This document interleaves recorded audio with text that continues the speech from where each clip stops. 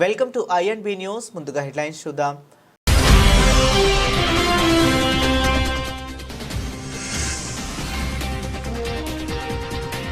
Vijayawada Besant రోడ్లో పర్యటించిన ముఖ్యమంత్రి చంద్రబాబు నాయుడు.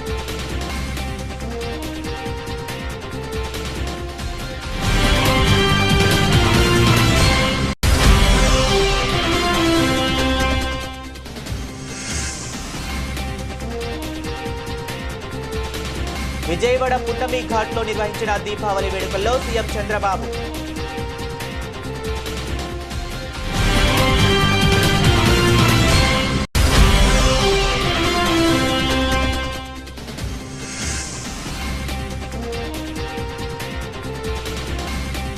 గాంధీనగర్ ప్రెస్ క్లబ్లో బహుజన సాహిత్య చర్చా వేదిక కవితా సమ్మేళన కార్యక్రమం.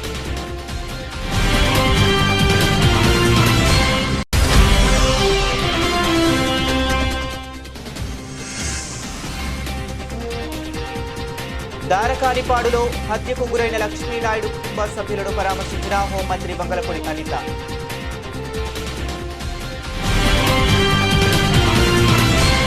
ఇసుక లారీల వలన ఆంధ్ర తెలంగాణ సరిహద్దు ప్రాంతాల్లో తీవ్ర ఉద్రిక్తత. తెలంగాణ ఆంధ్ర సరిహద్దు కన్నాయిగూడెం గ్రామంలో ఇసుక లారీలను ఆపివేసిన గ్రామస్తులు ఇసుక లారీలు వెంటనే ఆపివేయాలి, తమ రోడ్లు ధ్వంసం అవుతున్నాయని రోడ్డుకు అడ్డంగా ట్రాక్టర్లు పెట్టిన కన్నాయిగూడెం గ్రామస్తులు. గత కొంతకాలంగా ఇసుక లారీలు తిరగడంతో పూర్తిగా ధ్వంసం అయ్యే రోడ్డుపై పెద్ద ఎత్తున గుంతలు ఏర్పడ్డాయి.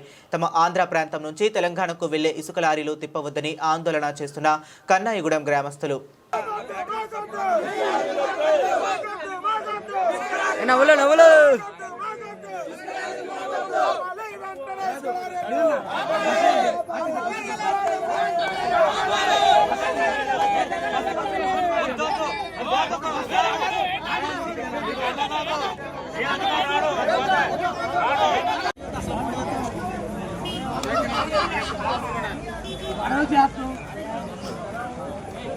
సందీప్ సంబతానే ఉన్నాడు, అందుకనే చెప్తాను.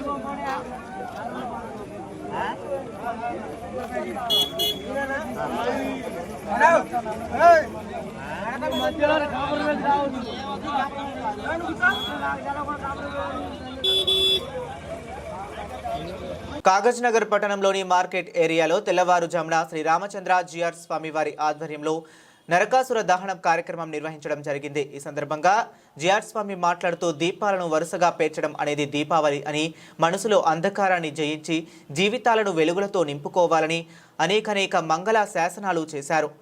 ఈ సిర్పూరు శాసనసభ్యులు డాక్టర్ పాలవాయి హరీష్ బాబు మాట్లాడుతూ నరక చతుర్దశి మరియు దీపావళి రెండు పండుగలు ఒకే రోజు వచ్చాయని, సిర్పూరు నియోజకవర్గ ప్రజలందరికీ దీపావళి శుభాకాంక్షలు తెలియజేశారు. ఈ కార్యక్రమంలో పుర ప్రముఖులు, మహిళలు, పిల్లలు పెద్ద ఎత్తున పాల్గొన్నారు. కార్యక్రమాన్ని కాకినాడ పట్టణంలో వైభవంగా నిర్వహించుకోవడం జరిగింది.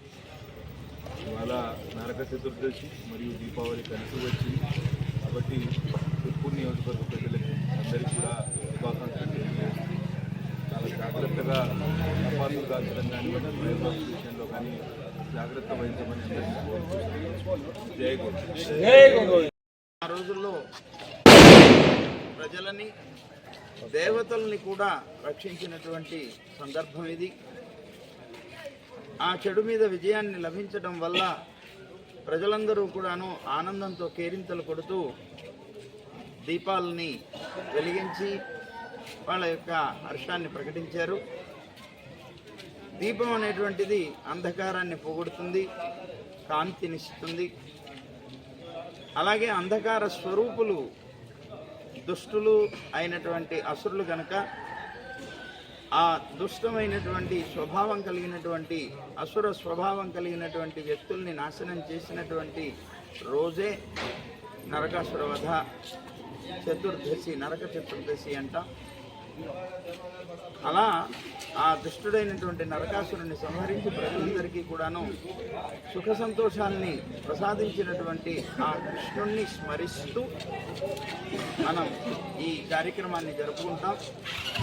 ఈ నరక చతుర్దశితో నరకాసురుని సంహరించడమే కాకుండా సాయంత్రం దీపాలని పేర్చడం, దీపావళి, ఆవళి అంటే వరస, ఆ దీపాల యొక్క కాంతి ఆ వరసలో, అంటే వరసలో ఉండడం అంటే అర్థం ఏంటి అంటే అది అధికంగా ఉండడం అన్నమాట. అంటే జ్ఞాన ప్రసరణ అధికమై ఉంటుంది. ఆ జ్ఞానం అనేటువంటి అంధకారాన్ని దూరం చేయడానికి అంత దీపాలు అవసరం కనుక అలాంటి ఆనందాన్ని జ్ఞానాన్ని ప్రసాదించేటువంటి వాడు అవుతాడు. ఆనందాన్ని ప్రకటిస్తూ మనం జరుపుకుంటున్నాం. దీంతో టపాసులు కాలుస్తున్నాం. ఈ టపాసులు అనేటువంటివి మన ఆనందాన్ని అధికంగా చూపించడానికి చేసేటువంటి ఒక ప్రక్రియ.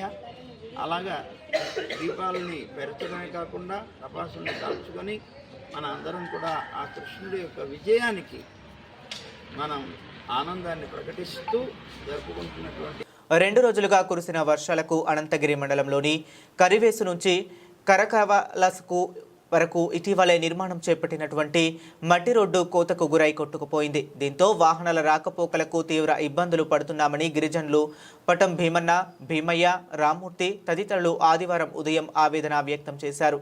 అధికారులు స్పందించి కొట్టుకుపోయిన కోతకు గురైన ఈ రహదారికి మరమ్మతులు చేపట్టాలని కోరుతున్నారు.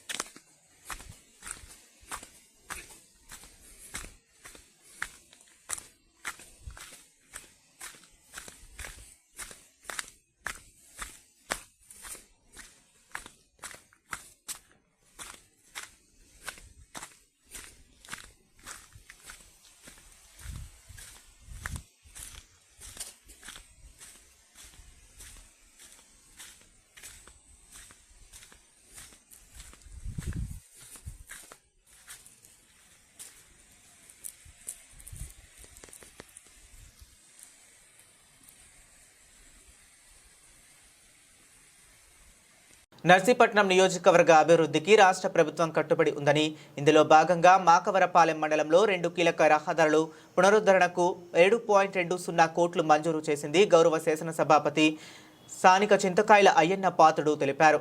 ఆదివారం స్పీకర్ కార్యాలయంలో విలేకరులతో మాట్లాడుతూ R&B శాఖ ద్వారా ఈ నిధులు విడుదలయ్యాయని, ప్రభుత్వానికి ముఖ్యమంత్రి నారా చంద్రబాబు నాయుడు గారికి నియోజకవర్గ ప్రజల తరపున ధన్యవాదాలు తెలియజేశారు. కోటవురట్ల మండలం కైలాసపట్నం నుంచి చౌడవాడ నగరం కోడూరు మీదుగా రత్నంపేట జంక్షన్ వరకు ఉన్న రహదారి పునరుద్ధరణకు 4.60 కోట్లు మంజూరయ్యాయి.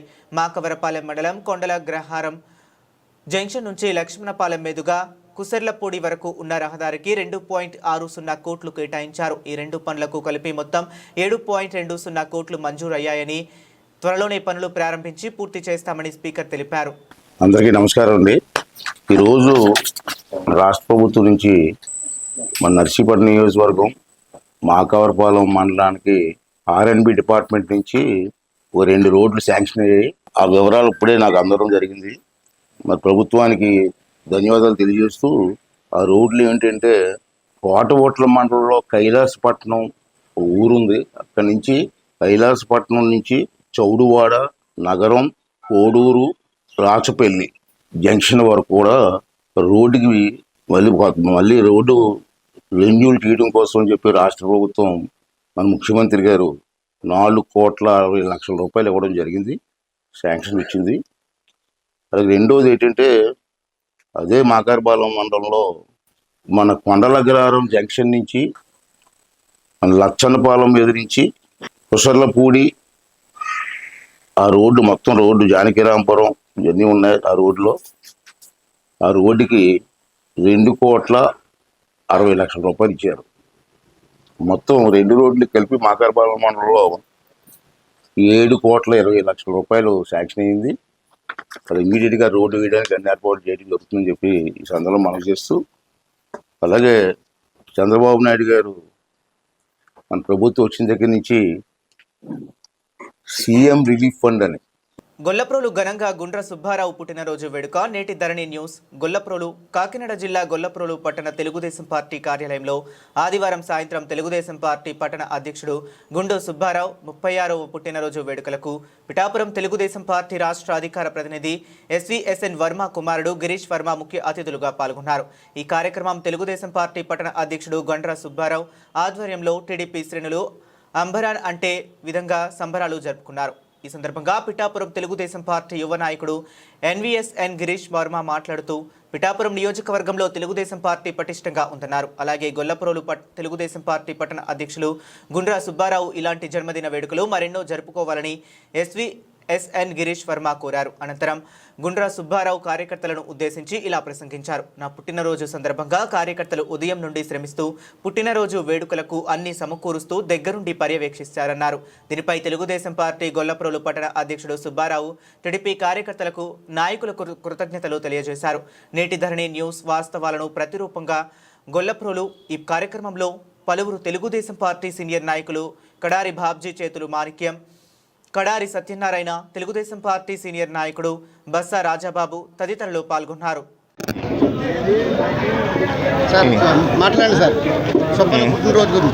ఈరోజు పార్టీ ప్రెసిడెంట్ గారి బర్త్డే యూత్ అంతా క్యాడర్ అంతా చాలా బాగా సెలబ్రేట్ చేశారు. సుబ్బన్ గారు కూడా అందరితో అందుబాటులో ఉంటున్నారు, అలాగే మన వర్మ గారు కూడా అందుబాటులో ఉంటారు. మేము కూడా మన సుబ్బన్ గారికి ఇలాంటి బర్త్డేస్ చాలా చేసుకోవాలని, లాంగ్ లైఫ్ చాలా సక్సెస్ అవ్వాలని, ఇంకా ఎత్తుకు ఎదగాలని మనస్ఫూర్తిగా కోరుతున్నాను. సార్ మీరు ఇచ్చేగా టీడీపీ కార్యకర్తలు పోటెక్కేశారు. ఇది మీరు ఇచ్చేగా టీడీపీ కార్యకర్తలు ఉత్సాహంగా ఈ కార్యక్రమంలో పాల్గొన్నారు. ఏమంటారు మీరు? మనం ఎప్పుడూ అందుబాటులో ఉంటాం. ప్రజలందరికీ మంచున్న బాధలో ఉన్న వర్మ గారు ఎప్పుడూ అండలో ఉంటారు. ఇలాగే ఉంటూనే ఉంటాం కూడా. ఇక్కడ క్యాడర్ కూడా మా బలమే క్యాడరు. ఎప్పుడూ ఉత్సాహంగా ఉంటాం. మాకు ఇంకా ఆనందంగా ఉంటుంది. క్యాడర్తోనే గ్రౌండ్ లెవెల్లోనే కనెక్ట్ అయి ఉంటాం. పార్టీ క్యాడరు మన సుబ్బన్ గారు, మన పార్టీ ప్రెసిడెంట్ గారు ఎప్పుడూ అందుబాటులో ఉంటున్నారు. కాబట్టి అంతా బాగానే ఉంది. మాట్లాడదాం తర్వాత, అది పర్లేదా? వాస్తవాలకు ప్రతిరూపం నేటి ధరణి న్యూస్ గొల్లప్రోలు. తెలుగుదేశం పార్టీ పట్టణ అధ్యక్షుడు గుండు సుబ్బారావు జన్మదిన వేడుకల్లో భాగంగా గిరీష్ వర్మ గారు ఈ టీడీపీ కార్యకర్తల గురించి ఉత్సాహంగా మాట్లాడారు. వాస్తవాలకు ప్రతిరూపం నేటి ధరణి న్యూస్ గొల్లప్రోలు.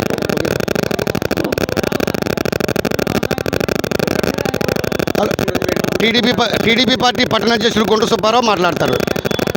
కొల్లప్రోల్లో స్వర్గీయ మాదేపల్లి రంగబాబు గారు చనిపోయిన తర్వాత ఆయన పార్టీ అధ్యక్షుడిగా వర్మ గారు ఆయన ఉండగా కూడా నన్ను పార్టీ అధ్యక్షుడిగా ఎన్నుకోవడం జరిగింది.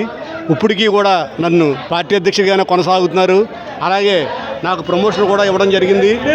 అందరూ కూడా కార్యకర్తలందరూ కూడా తెలుగుదేశం పార్టీ అంటే ఎప్పుడు కూడా ఒకటే, గొల్లప్రోలు పట్టణమే కాదు నియోజకవర్గంలో కూడా ఎప్పుడు ఒకటే పార్టీ కింద, ఒకటే వర్గం కింద ఈ యూత్ అంతా కూడా నాకు సర్ప్రైజ్. ఇది సరదాగా వాళ్ళ పొద్దు నుంచి ఈ కార్యక్రమం స్టార్ట్ చేసి నువ్వు రా అంతే, మేము సరదాగా ఈ వేడుకలు చేసుకుంటామని ఇంతలా చేసినందుకు నాకు చాలా ఆనందంగా ఉంది. ఏంటంటే ఇదొక నిజంగా సర్ప్రైజ్. కష్టపడినోడికి గుర్తింపు ఇస్తుంటే ఇంకా యాక్టివ్గా పనిచేయాలనే ఒక తత్ఫలితం ఇది. ఈ కార్యకర్తలకి, నాయకులకి, అలాగే ఇక్కడ విచ్చేసిన అభిమానులకి అందరికీ కూడా నా పేరు పేరున ధన్యవాదాలు. అంతేకాకుండా ఇక్కడ స్వర్గీయ రంగబాబు గారే కాకుండా మా పార్టీకి వెన్నుదన్నుగా ఎప్పుడు కూడా 25 సంవత్సరాల నుంచి కూడా పార్టీ టీడీపీ జెండా మనుగడ కనపడిన టైంలో వర్మగారు బోల్డ్ వ్యాపారాలు అన్ని రకాలుగా వదిలేసుకుని ఇక్కడ పార్టీ కోసం వచ్చి తెలుగుదేశం అంటే ఇది, తెలుగుదేశం అంటే ఎలా ఉంటుందని ఆయన ఒక పసుపుమయం చేశారు పిఠాపురం నియోజకవర్గాన్ని. అంతేకాకుండా ఇక్కడ ఎప్పుడు కూడా పార్టీకి కుటుంబంలో ఒకరు కష్టపడతారు, కానీ వర్మగారి కుటుంబం అంతా తెలుగుదేశం పార్టీ కష్టపడుతుంది.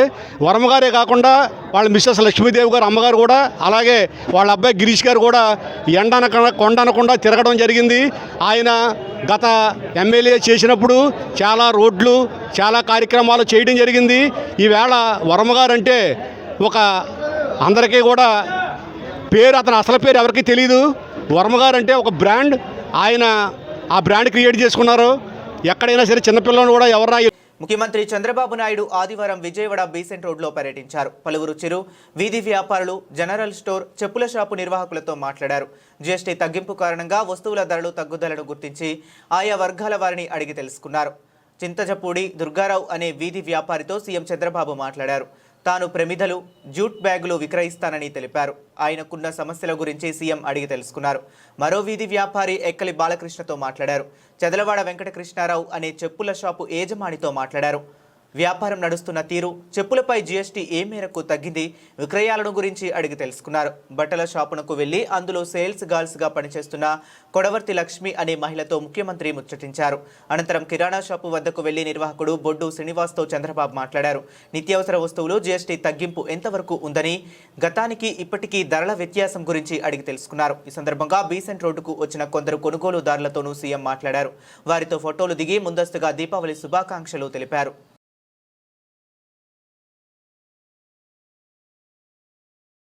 విశాఖపట్నానికి గూగుల్ ఏఐ డేటా సెంటర్ రావడాన్ని జీర్ణించుకోలేని కొందరు మూర్ఖులు రాజకీయ కక్షతో అనవసర వ్యాఖ్యలు చేస్తున్నారని, అటువంటి వారి మాటలు పట్టించుకోవాల్సిన అవసరం లేదని ముఖ్యమంత్రి చంద్రబాబు నాయుడు అన్నారు. విశాఖలో $15 బిలియన్ పెట్టుబడితో గూగుల్ ఏర్పాట్ల వల్ల 12 దేశాలకు సేవలు అందుతాయన్నారు. గూగుల్ సంస్థ అమెరికా వెలుపల, విదేశాల్లో పెడుతున్న అతిపెద్ద పెట్టుబడి కూడా ఇదే కావటం గర్వకారణమన్నారు. హైదరాబాద్ అభివృద్ధి వల్ల దేశంలో అత్యధికంగా తలసరి ఆదాయం అక్కడి నుంచే వస్తుందని, ఇప్పుడు ఏపీలో క్వాంటమ్ వ్యాలీ ఏర్పాటు చేస్తున్నామని ముఖ్యమంత్రి అన్నారు. ఏపీని ఏఐకి చిరునామాగా మారుస్తామని స్పష్టం చేశారు. ఏఐ వల్ల రాబోయే 10 ఏళ్లలో ఊహించని అభివృద్ధి రాష్ట్రంలో జరుగుతుందని సీఎం చంద్రబాబు చెప్పారు. గౌరవనీయులు సహచర మంత్రివర్గ సభ్యులు శ్రీ కొల్లు రవీంద్ర గారు, గౌరవ పార్లమెంట్ సభ్యులు గౌరవనీయులు కేశినేని శివనాథ్ గారు, ప్రభుత్వ విప్పైనటువంటి యార్లగడ్డ వెంకట్రావు గారు, గద్దె రామ్మోహన్ రావు గారు, వసంత వెంకటకృష్ణప్రసాద్ గారు, చీఫ్ కమిషనర్ స్టేట్ జీఎస్టీ బాబు గారు, కలెక్టర్ గారు, ఈరోజు రాష్ట్రం మొత్తం జీఎస్టీ సెలబ్రేషన్లు చేసుకుంటూ 30 రోజులుగా ఈ కార్యక్రమం చేశాం. దసరాతో ప్రారంభించాం, రేపు దీపావళితో ముగింపు చేస్తున్నాం. ఇలాంటి సభకు వచ్చినటువంటి సోదరి సోదరులందరికీ నమస్కారాలు. అందరికీ దీపావళి శుభాకాంక్షలు. మామూలుగా మీరు ఒకసారి చూస్తే గడిచిన 5 సంవత్సరాలు 19, 24 పండుగలే జరుపుకోలేదు. ఆ పరిస్థితిలో ఉన్నాం మనందరం. కానీ ఈరోజు సాధారణంగా 2 పండుగలు వస్తాయి మనకు. ఒకటి దసరా వస్తుంది, అది అవుతానే దీపావళి వస్తుంది. కానీ ఈరోజు మీరు చూస్తే ఈ సమయంలో, ఈ పవిత్రమైన సమయంలో సూపర్ జిఎస్టీ పండుగ నేను ఇప్పుడే చూశాను. ఎక్కడైతే బెసంత్ రోడ్డుకి వెళ్ళాను, చిరు వ్యాపారస్తులతో గుడ్లూరు మండలం దారకానిపాడులో హత్యకు గురైన లక్ష్మీనాయుడు కుటుంబ సభ్యులను పరామర్శించిన హోంమంత్రి వంగలపూడి అనిత, మంత్రి నారాయణ, కందుకూరు ఎమ్మెల్యే నాగేశ్వరరావు. ఆర్థిక లావాదేవీల విషయంలో అక్టోబర్ 2న లక్ష్మీనాయుడిని హరిశ్చంద్ర ప్రసాద్ అనే వ్యక్తి దారుణంగా హత్య చేశాడు. ఘటన జరిగిన వెంటనే నిందితుడు హరిశ్చంద్ర ప్రసాద్తో పాటు అతని తండ్రిని పోలీసులు అదుపులోనికి తీసుకుని అరెస్ట్ చేశారు. హంతకుడి భార్యని కూడా నిందితుడు వేధించిన అంశంపై కేసులు పెట్టారు. నిందితులకు కఠిన శిక్ష పడాలని సీఎం ఆదేశించారు.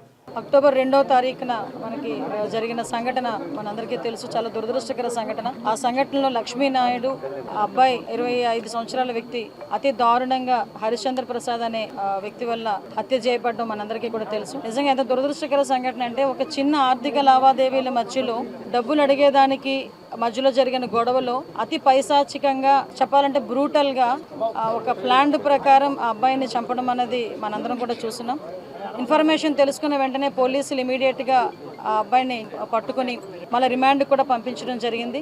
ఈ హత్య జరిగిన సందర్భంలో హరిశ్చంద్ర ప్రసాద్ వాళ్ళ తండ్రిని కూడా అదుపులోకి తీసుకొని అతను కూడా ప్రొవోక్ చేస్తున్నారు, అతను కూడా హత్యకు ప్రేరేపించారు అన్న సంగతి తెలుసుకొని తండ్రిని కూడా ఇమీడియట్గా కస్టడీలోకి తీసుకొని వాళ్ళిద్దరినీ కూడా ఇప్పుడు రిమాండ్కి పంపించడం జరిగింది. ఈ హత్య కేసుని సమగ్రంగా విచారణ జరిపించడమే కాదు, ఎక్కడా కూడా ఎటువంటి ప్రలోభాలకి లొంగకుండా, ఎక్కడ ఎటువంటి ఇబ్బందులు కలగకుండా, ఎవరైతే బాధిత మహిళ ఎవరైతే ఉన్నారో తనకి న్యాయం జరిగే క్రమంలో ఈ రోజు గవర్నమెంట్ చర్యలు తీసుకునే విధంగా కేసు కూడా కట్టడం జరిగింది. ఈ ఆర్థిక లావాదేవీలతో పాటు ఈ అమ్మాయిని కొంచెం హెరాస్మెంట్ కూడా చేస్తున్నాడు అన్న సంగతి తెలుసుకొని ఇమీడియట్ గా దాని మీద కూడా కేసులు కట్టడం జరిగింది. ఇమీడియట్ గా రిమాండ్ కు కూడా పంపించడం జరిగింది. మీ అందరికీ తెలుసు, ఈ అమ్మాయికి కూడా, సుజాతకి కూడా 2 చిన్న బిడ్డలు. ఆ అమ్మాయికి కూడా 1 సంవత్సరం ఆడపిల్ల, ఇంకొక 4 సంవత్సరాల ఆడబిడ్డ.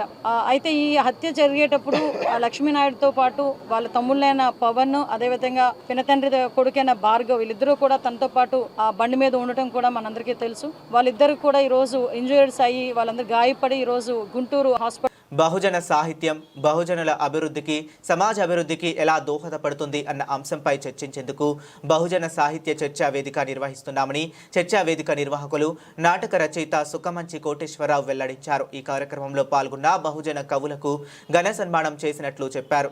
ఆదివారం గాంధీనగర్ ప్రెస్ క్లబ్లో బహుజన సాహిత్య చర్చా వేదిక కవితా సమ్మేళనం కార్యక్రమం జరిగింది. ఈ కార్యక్రమంలో రాష్ట్రం నలుమూలల నుండి బహుజన కవులు, సాహిత్య ప్రియులు పాల్గొన్నారు. ఈ కార్యక్రమానికి ప్రముఖ సాహిత్య ప్రియులు గొల్లా నారాయణ పాల్గొని మాట్లాడుతూ బహుజన సాహిత్యం బహుజనుల అభివృద్ధికి, సమాజ అభివృద్ధికి ఎంతగానో దోహదపడుతుందన్నారు. ఈ కార్యక్రమానికి నిర్వాహకులు సుఖమంచి కోటేశ్వరరావు మాట్లాడుతూ రాష్ట్రం నలుమూలల నుంచి వచ్చిన కవులకు ఘన స్వాగతం, ఘన సన్మాన కార్యక్రమం నిర్వహించామన్నారు. బహుజన సాహిత్య సమాజ అభివృద్ధికి ఎలా దోహదపడుతుందో తెలియజేయాలన్నదే చర్చా వేదిక ముఖ్య లక్ష్యం అన్నారు. ఈ కార్యక్రమాలన్నీ నడిపిస్తున్నారు, వ్యవస్థ నడిపిస్తున్నారు. వాళ్ళు ఇచ్చే తాయిలాలు ఒక పక్కన అందుకోవడానికి ప్రయత్నించినంత కాలం ఇదే పరిస్థితి ఉంటుంది. వ్యక్తిగతంగా పరిస్థితి ఎందుకంటే ఈ తాయిలాలు వాళ్ళు ప్రకటించినప్పుడు ఆ తాయిలాల కోసం కొంత కాంప్రమైజ్ నడుస్తుంది. ఒక పక్కన తాయిలాలు ప్రకటిస్తారు, ఇంకో పక్కన ఏంటంటే ప్రభుత్వ ఉద్యోగాలు, ప్రభుత్వ రంగ సంస్థల ఉనికి వీటన్నిటిని కూడా మాయం చేస్తారు. ఇంకేమి తాయిలాలు, లేని తాయిలాల గురించి మనం కొన్ని కాంప్రమైజ్ అవుతున్నాం అనేది నాలాంటి బయట ఉన్న వ్యక్తులు భావిస్తున్నారు. కాబట్టి ఆ దిశలో కూడా మీరందరూ ఆలోచించాలని, అలాగే ముందస్తుగా ఉపకులాల మధ్య ఐక్యత సాధించడానికి తీవ్రమైన ప్రయత్నం చేయాలని కోరుకునే కొద్ది మందిలో నేను కూడా ఉన్నాను. ఇప్పుడు ఈ రోజున మన డాక్టర్ కోయి కోటేశ్వరరావు గారు తెలుగు తెలుగుపై డాక్టర్ బిఆర్ అంబేద్కర్ గారి ప్రభావం దాని గురించి పేరు సుఖమంచి కోటేశ్వరరావు అండి. వీరేమో కోరపాటి మన్మథరావు గారు. ఈ కార్యక్రమం బహుజన చర్చ, సాహిత్య చర్చా వేదిక, సాహిత్య పఠనం, గేయాల పఠనం జరుగుతుందన్నమాట. అంటే సాహిత్యాన్ని, బహుజన సాహిత్యాన్ని అభివృద్ధి చేయడం కోసం ఒక కార్మికుడైనటువంటి మన్మథరావు గారు ఈ కార్యక్రమాన్ని తలపెట్టారు. ఈ కార్యక్రమం ఇప్పుడు వచ్చినటువంటి ప్రముఖులైనటువంటి సాహిత్యవేత్తలందరి గురించి మీకు తెలుసు, అవన్నీ పాంప్లెట్లో ఉన్నాయి. మరి ఈ కార్యక్రమం దిగ్విజయం అయింది, అది మీరు చూస్తూనే ఉన్నారు.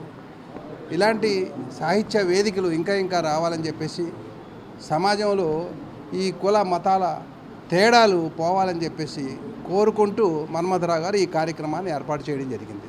ఇప్పుడు మన్మథరావు గారి అభిప్రాయం చెప్తారు. మీ సోదరులారా, నేను పద్య నాటకాలు నాకు ఇది ఉంది, కానీ నాకు ఇలాంటి ఈ కార్యక్రమం ఇదే ఫస్ట్ సారి కనుక నాకు ఏం మాట్లాడాలో తెలియదు.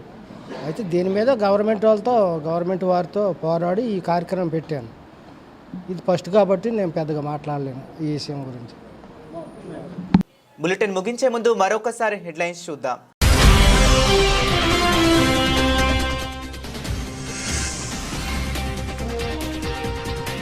విజయవాడ బీసెంట్ రోడ్లో పర్యటించిన ముఖ్యమంత్రి చంద్రబాబు నాయుడు.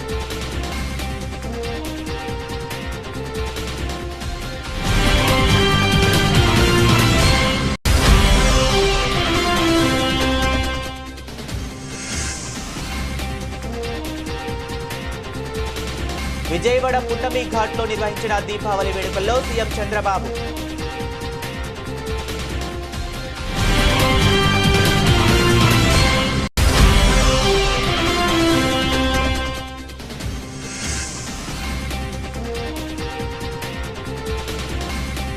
గాంధీనగర్ ప్రెస్ క్లబ్లో బహుజన సాహిత్య చర్చా వేదిక, కవితా సమ్మేళన కార్యక్రమం.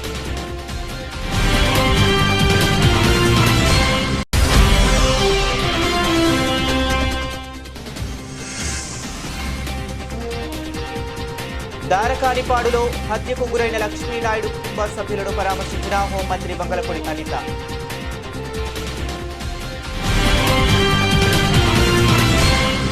ఇవి ఇప్పటి వరకు ఉన్న అప్డేట్స్. మరిన్ని అప్డేట్స్ కోసం చూస్తూనే ఉండండి.